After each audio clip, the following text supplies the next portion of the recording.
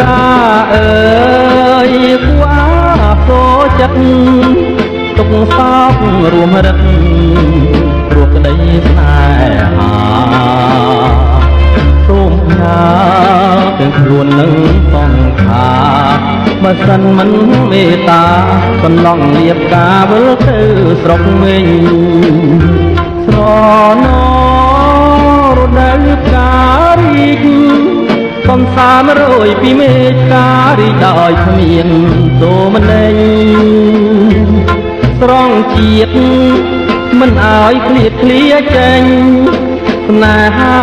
ពូពេញវិញជាប់មិនអាចស្រាយបានបើចិត្តកន្លងស្មោះម្លឹងមិនដេចនៅតែខាងជួញយំបោកប្រាំ